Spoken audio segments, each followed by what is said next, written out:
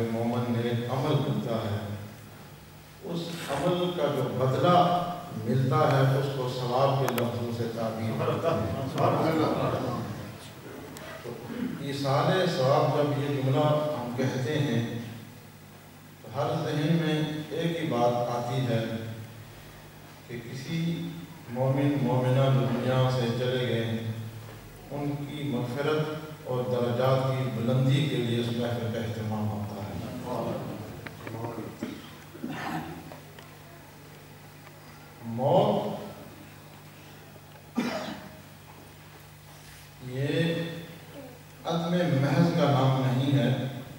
ولیس الموت لیس بعدم محض، کہ موت عدم محض کا نام نہیں ہے کہ بس موت آئے اور فنا ہو. موت کا معنی ہے، لفظ موت کا معنی ہے ينتقلون من دار إلى دار، ایک گھر سے دوسرے گھر کی طرف منتقل ہو جانا، جس کو موت سے تعبیر کرتے ہیں. معلوم ہوا کہ موت عدم محض کا نام نہیں ہے. میں مسائل عرض کرتا ہوں، تقریر نہیں، تاکہ آپ کے ذہن میں یہ مسئلہ بیٹھ جائے. اس کو اور آسان کر دوں کہ جب تک روح اور جسم کا تعلق قائم رہتا ہے تو اس پر موت کا اطلاق نہیں ہوتا، اس لفظ موت کا، بلکہ حیات کا اطلاق ہوتا ہے، لفظ حیات کا. جسم اور موت کے درمیان، جسم اور روح کے درمیان جب پردہ حائل ہو جاتا ہے، روح جسم کو چھوڑ دیتی ہے، اور جو درمیان میں جو چیز حائل ہوتی ہے اس کو موت کہتے ہیں. روح قائم ہے تو حیات قائم ہے. روح نکلی، جسم الگ، روح الگ ہو گئی تو پھر موت واقع ہوتی ہے، اور اس موت کی وجہ سے پھر وہ بندہ ایک گھر سے دوسرے گھر میں منتقل ہوتا ہے. اس کو اس لیے کہا گیا کہ موت فنائے مطلق نہیں ہے، بلکہ ایک گھر سے دوسرے گھر کی طرف منتقل ہے. سبحان اللہ. اب مومن کی جو روح ہے یا مومنہ کی، وہ روح کیسے نکلتی ہے؟ اب وقت نہیں ہے کہ میں اس گفتگو کو طوالت دوں. حدیث پاک کا مضمون، اس کا خلاصہ عرض کرتا ہوں. حدیث پاک میں آتا ہے کہ جب مومن نیک صالح جب دنیا سے اپنی توجہ ہٹا کر آخرت کی طرف توجہ رکھتا ہے تو پھر آسمان سے فرشتوں کی ایک جماعت اترتی ہے، اور ان کے چہرے بہت سفید ہوتے ہیں، اور ان کے چہروں کی نورانیت آفتاب سے زیادہ چمک دمک کرتی ہے. اور وہ فرشتوں کی جماعت اس مومن کی حد نگاہ تک، جہاں تک اس کی آنکھ کام کرتی ہے، نظر کام کرتی ہے، بینائی کام کرتی ہے، وہاں تک وہ فرشتے بیٹھ جاتے ہیں. اور پھر حضرت عزرائیل علیہ السلام تشریف لاتے ہیں، اور اس مومن کے سرحانے کی طرف بیٹھ کر اسے خطاب فرماتے ہیں اس روح کو، اے پاکیزہ روح، اے پاکیزہ روح، نکل مغفرت اور رضوان کی طرف. سرکار دو عالم صلی اللہ علیہ وسلم فرماتے ہیں کہ جب روح نکلتی ہے تو اس کی کیفیت کیا ہوتی ہے کہ جس طرح پانی کا مشق لے لو اور اس سے قطرات نکلتے ہیں، یوں مومن کی روح آہستہ آہستہ نکلنا شروع ہو جاتی ہے. وہ جو فرشتوں کی ایک جماعت آ کے بیٹھ جاتی ہے، انہیں حکم یہ ہوتا ہے کہ جنت سے خوشبو بھی لے جاؤ اور جنتی کفن بھی ساتھ لے جاؤ. جو ہی حضرت عزرائیل علیہ السلام اس روح کو مخاطب کرتے ہیں اور وہ روح نکلنا شروع ہوتی ہے، اپنے ہاتھ میں لیتے ہیں کہ باقی سارے فرشتے کھڑے ہو کر حضرت عزرائیل علیہ السلام، حضرت عزرائیل علیہ السلام سے وہ روح لے لیتے ہیں اور جنتی خوشبو سے معطر کر دیتے ہیں، جنتی کفن سے پہنا. اور پھر وہ فرشتے آسمان کی طرف چلتے ہیں. جب پہلے آسمان پر پہنچتے ہیں، پہلے آسمان والے فرشتے ان سے پوچھتے ہیں یہ پاکیزہ معطر خوشبو والی روح کس کی ہے، اس کا نام کیا ہے؟ تو وہ فرشتے کہتے ہیں کہ جو دنیا میں اس نیک نام والا بندہ تھا یا خاتون تھی، وہ فرشتے کہتے ہیں یہ فلاں آدمی کی پاکیزہ روح ہے. دروازہ کھلتا ہے، پہلے آسمان میں جتنے فرشتے ہوتے ہیں اس کے احترام میں اس اس روح کے ساتھ دوسرے آسمان کی طرف چلے سارے فرشتے دوسرے آسمان تک. پھر جب دوسرے آسمان پہ پہنچتے پھر وہ سوال کرتے ہیں کس انسان کی پاکیزہ روح ہے کہ خوشبو ہی خوشبو ہم محسوس کرتے ہیں. پھر بتایا جاتا ہے فلاں آدمی کی یہ روح ہے. پھر دوسرے آسمان کے فرشتے بھی ساتھ ہو جاتے ہیں. احترام میں حتیٰ کہ ساتواں آسمان تک پہنچتے ہیں. جب ساتواں آسمان پہ پہنچتے حکم الہی ہوتا اب اسے اعلیٰ علیین میں رکھتے ہیں. تو مومن کی روح اس طرح نکلتی ہے. اور پھر جب بندہ دنیا سے چلا جاتا ہے فنا تو ہوتا نہیں. اب وقت نہیں ہے کہ کون سی بات کروں کون سی رہنے دوں. جو بات سامنے آتی ہے وہ میں کرتا چلوں. یہ جو پاکیزہ روح نکلتی ہے اسے عرش آواز آتی ہے یا ایتھا النفس المطمئنہ. اے پاکیزہ روح, اے طیب الطاہر روح, اے ذکر والی روح, اے مطمئن روح نکل اپنے رب کے حکم سے. یا ایتھا النفس المطمئنہ ارجعی الی ربک راضیۃ مرضیہ. تم لوٹو اس حال میں اپنے رب کی طرف کہ تو اس سے راضی ہو. بندہ جواب اس سے اس طرح نکل کہ تو اس حال میں نکل, اس حال میں جا کے رب کے پاس. یا ایتھا النفس المطمئنہ ارجعی الی ربک. تم لوٹو اس حال میں کہ تو اس سے راضی ہو. بندہ جواب تم سے راضی ہو. پھر کیا حکم ہے فادخلی فی عبادی, میرے بندوں میں شامل ہو جاؤ. فادخلی جنتی, میری جنت میں داخل ہو.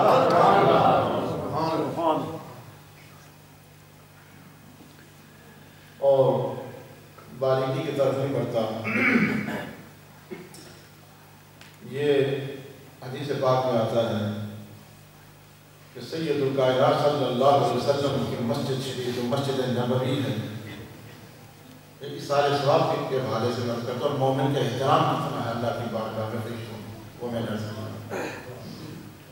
وہ ایک خادم مسجد نبوی کی خدمت کیا کرتا تھا. یہ خادمہ تھی یا خادم تھا, بہرحال حدیث میں دونوں طرح کے الفاظ موجود ہیں. وہ فوت ہو گئی خاتون اور صحابہ نے اسے رات ہی میں اسے دفن کر دیا. صبح ہوئی سرکار تو عالم صلی اللہ علیہ وسلم نے صحابہ سے پوچھا کہ آج جو مسجد کی صفائی کرنے والی خاتون تھی وہ نظر نہیں آئی. تو صحابہ میں سے کسی نے کہا یا حبیب اللہ اس کا انتقال ہو گیا, ہم نے اسے دفن کر دیا. حضور صلی اللہ علیہ وسلم نے فرمایا مجھے بتانا تھا. صحابہ نے اس وجہ سے نہیں بتایا کہ اب رات کا وقت ہے, سرکار کو کیوں تکلیف دیں. حضور صلی اللہ علیہ وسلم فرمایا اب ایسا کرو کہ جہاں آپ نے اس کو دفن کیا اس کی قبر پر مجھے لے جائیں. حضور صلی اللہ علیہ وسلم ہاتھ تشریف لے گئے. صحابہ سے فرمایا آپ کو پتہ ہے کہ قبر میں جب مومن مومنہ رکھا جائے یا رکھی جائے خاتون تو یہاں تاریکی چھا جاتی ہے, ظلمت ہوتی ہے, بہت زیادہ تاریکی ہوتی ہے, گھبراہٹ ہو جاتی ہے. فرمایا میں 2 رکعت اس پر پڑھوں گا اور اس کا ثواب میں اسے بخشوں گا. یُنَوِّرُ حَالَهُمْ بِصَلَاةِ عَلَيْهِمْ. فرمایا نبی نماز پڑھے تو تاریکی کو ختم کر دیتا ہے. میں 2 رکعت نماز پڑھ کے اس کو بخشتا ہوں تاکہ اس کی تاریکی دور ہو جائے. کیونکہ یُنَوِّرُ حَالَهُمْ میری نماز کی وجہ سے ساری تاریکی اندھیرا ختم ہو جائے. اگر میت کو فائدہ نہ پہنچتا ہوتا تو نبی پاک صلی اللہ علیہ وسلم وہ نماز کیوں پڑھ کر سے بخشتے. اتنا تبصرہ آگے اپنی بات اس کرتا چلوں. عاص بن وائل بڑا سردار تھا, اس کے 2 بیٹے تھے. جب وہ فوت ہونے لگا آثار اسے محسوس ہوئے تو اس نے ایک بیٹا صحابی تھا تو اس نے ہشام جو اس کا بیٹا تھا اسے بلایا, کہا کہ میں دنیا سے جا رہا ہوں, میرے لیے تم نے 100 غلام آزاد کرنے ہیں. اس وقت یہ سلسلہ تھا 100 غلام خرید کر آزاد کرنا ہوں گے. ہشام جو اس کا بیٹا تھا اس نے 50 اپنے باپ کی وصیت پر عمل کرتے ہوئے 50 غلام آزاد کر دیے. اس نے اپنے دوسرے بھائی سے کہا کہ 50 تیرے ذمہ ہیں, باپ کی وصیت ہے, اس وصیت پر عمل کرنا ضروری ہے. اگر وصیت پر عمل نہیں کرو گے تو لوگ آگ جلائیں گے، باقی سردار آگ جلائیں گے۔ اس دوسرے بھائی نے کہا کہ اب میں صحابی رسول ہوں، میں غلام مصطفیٰ ہوں، اپنی مرضی تو میں کرتا نہیں ہوں، میرا باپ ایمان نہیں لایا تھا، اب میں سرکار دو عالم صلی اللہ علیہ وسلم سے پوچھوں گا، عرض کروں گا، درخواست پیش کروں گا، جو حکم ہوگا میں اس پہ عمل کروں گا۔ بارگاہ مصطفیٰ صلی اللہ علیہ وسلم میں حاضر ہوئے، عرض کیا رسول اللہ صلی اللہ علیہ وسلم، میرے باپ نے وصیت کی تھی 100 غلام آزاد کرنے کی، میرے بھائی نے 50 آزاد کر دیے، باقی 50 میرے ذمہ، باقی میرے لیے کیا حکم ہے؟ مشکوٰۃ شریف کی حدیث۔ سرکار دو عالم صلی اللہ علیہ وسلم نے یہ نہیں فرمایا کہ ثواب نہیں پہنچا تو نہیں کرو، نہیں فرمایا کہ یہ عمل رائے کا عمل ہے، اس کا کوئی فائدہ نہیں، نہ روکا، بلکہ کیا ارشاد فرمایا، رہنمائی کس طرح فرمائی؟ فرمایا انہو لو کان مسلما فاعتقتم عنہ او حججتم عنہ او صدقتم عنہ بلغہ ذالک، فرمایا اے میرے غلام، تم نے میری بارگاہ میں درخواست پیش کی ہے، اگر مسلمان ہوگا تو چاہے تو آزاد کرے تب بھی اس کو ثواب ملتا، اگر اس کی طرف سے حج کرتا تب بھی ثواب ملتا، اگر کوئی صدقہ دیتا تب بھی اس کو ثواب پہنچتا، اور اس سے اللہ تعالیٰ محروم نہ رکھتا، اس کی وجہ سے اس کے بخشش یقینی ہو جاتا۔ حضور نے فرمایا اگر مسلمان ہوتا، لو کان مسلمان، اگر مسلمان ہوتا تو اس کی طرف سے تم چاہے 50 غلام آزاد کرتے یا صدقہ دیتے یا حج کرتے، اس کو بلغہ ذالک، یہ ثواب اس کو ضرور پہنچتا۔ تو معلوم ہوا کہ جو بندہ دنیا سے چلا جائے، جو بندہ دنیا سے چلا جائے، اس کی مغفرت کے لیے محفل احسان ثواب قائم کرنا یہ ہمارے اہل سنت کے معمولات میں سے ہے، صحابہ کی سنت ہے اور سلف صالحین کا معمول رہا ہے۔ آخری بات اس کروں، دل تو چاہتا ہے اس کو مضمون طور بڑھاؤں۔ ایک صحابی کا عمل مجھے یاد آیا، وہ بھی عرض کرتا کروں۔ حضرت ابو ہریرہ اسلمی رضی اللہ تعالی عنہ صحابی رسول ہے، اپنے عزیز و اقربا سے فرمایا، صحابہ سے فرمایا، ساتھی سے فرمایا، جب میں مر جاؤں وَأَوْصَى بُرَيْدَةُ الْأَسْلَمِيُّ أَنْ يُجْعَلَ فِي قَبْرِهِ جَرِيدًا، فرمایا میں اگر دنیا سے چلا جاؤں تو کیا کرنا کہ 2 تازہ شاخیں لینا، لکڑیاں لینا، درخت کی شاخیں لینا جو تازہ ہوں، اس کو میری قبر پہ گاڑ دینا، تاکہ جب تک وہ ذکر و اذکار میں مشغول رہیں اس کا ثواب اللہ مجھے عطا فرماتا رہے۔ حضرت ابو ہریرہ رضی اللہ تعالیٰ عنہ، اس پر میں تبصرہ نہیں کرتا، میں حدیث کا مضمون آپ کے سامنے رکھتا ہوں۔ حدیث پاک میں آتا ہے، حضرت ابو ہریرہ رضی اللہ تعالیٰ عنہ کا ایک معمول آپ کے سامنے رکھتا ہوں۔ بصرہ سے ایک قافلہ حج کے لیے روانہ ہوا، اس کی ملاقات حضرت ابو ہریرہ رضی اللہ تعالیٰ عنہ سے ہوئی۔ یہ جلیل القدر صحابی جن سے 5374 احادیث نبوی صلی اللہ علیہ وسلم مروی ہوئی، 5374 احادیث کے راوی ہیں حضرت ابو ہریرہ رضی اللہ تعالیٰ عنہ کے بڑے، اور 800 بڑے بڑے صحابہ تابعین ان کے شاگردوں میں شامل ہیں۔ اور بصرہ سے وہ ابو صالح گئے، ان سے کہا کہاں سے آئے ہو؟ کہا کہ ہم بصرہ کی ایک بستی قبلہ نامی بستی ہے وہاں سے آئے ہیں۔ تو حضرت ابو ہریرہ فرمانے لگے، جلیل القدر صحابی، جنتی صحابی، نبی پاک کی بارگاہ کا منظور اور نگاہ نبوت کا پربردہ صحابی، نگاہ نبوت کا فیض یافتہ صحابی، سفر و حضر میں رسول اللہ کے ساتھ رہنے والا صحابی، وہ کیا خواہش کا اظہار کرتے، کیا تمنا پیش کرتے؟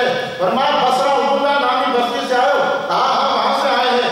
فرمایا وہاں ایک مسجد ہے جسے مسجد عشار کہتے ہیں، میں نے خود سرکار دو عالم صلی اللہ علیہ وسلم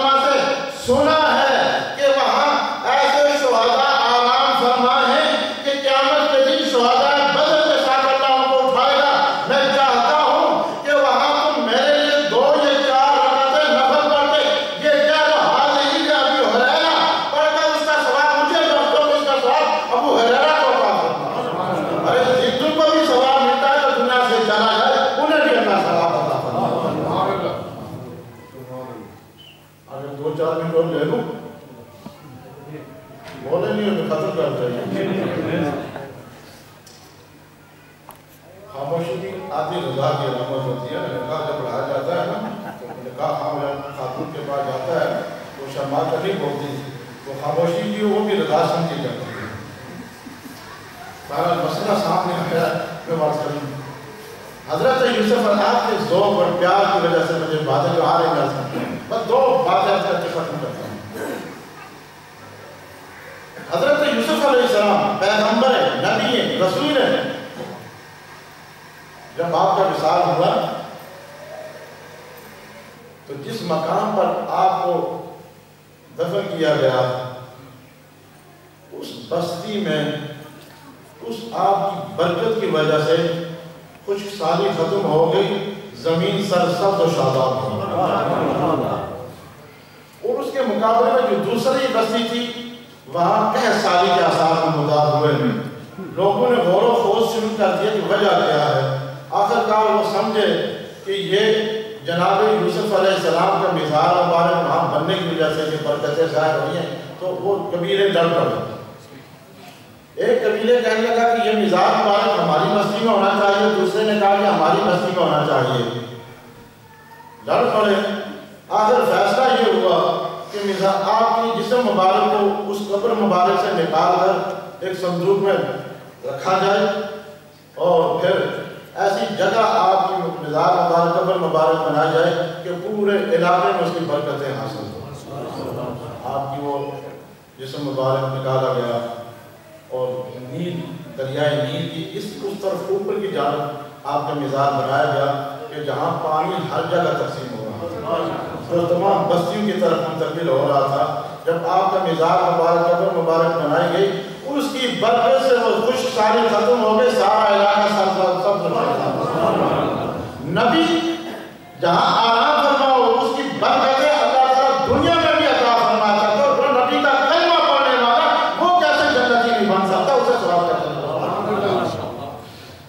آخری بات, جناب موسیٰ علیہ السلام کے پاس حضرت اسرائیل علیہ السلام کو اللہ نے حکم دیا, بخاری شریف کی حدیث ہے, جاؤ موسیٰ علیہ السلام کے پاس.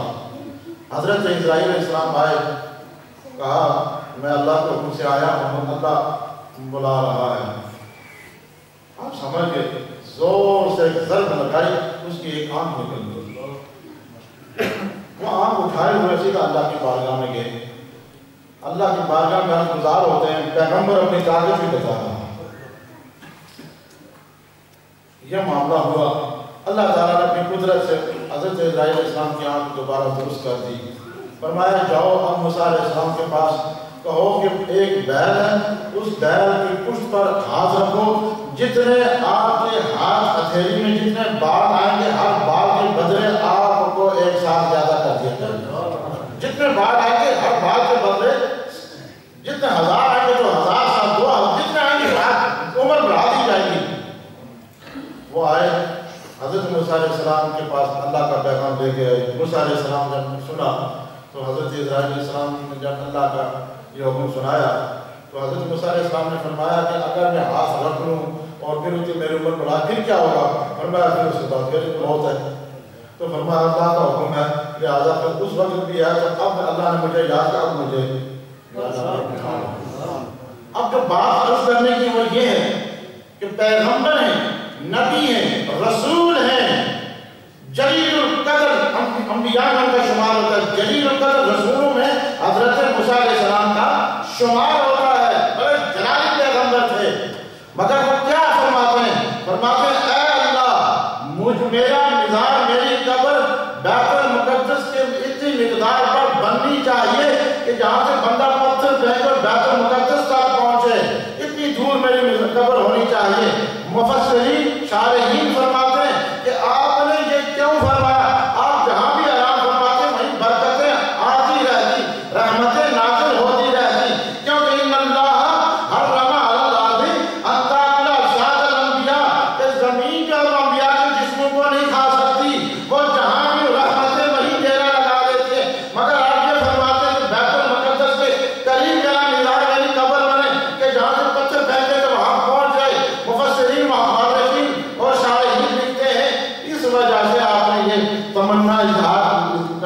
فرمایا کہ وہاں بیت المقدس کے قریب انبیاء علیہ السلام کے مزارات ہیں، صالحین کے مزارات ہیں۔ حضرت موسیٰ علیہ السلام نے یہ خواہش کی کہ تاکہ مجھے بھی ان نبیوں کی معیت اور صالحین کی معیت اللہ تعالیٰ، تو جہاں صالحین موجود ہوں وہاں عذاب نہیں آیا کرتے، وہاں اللہ کی رحمتیں نازل ہوتی۔ تو مالی خلاصہ کلام، مالی عبادت، جانی عبادت، مالی اور جانی یہ تین طرح کی عبادتیں ہوتی ہیں۔ ان تینوں طرح کی عبادتوں کا ثواب آپ جس کو بھی بخشیں گے اللہ تعالیٰ اس کو عطا فرمائے۔ اب جو آیت پڑھی تو اس کا ترجمہ اور تفسیر ہو رہا ہے، پھر انشاءاللہ کبھی اب وقت ہو گیا، صرف تھوڑا سا ذکر، پھر 2-4 منٹ پھر ہم دعا کے لیے آتے ہیں۔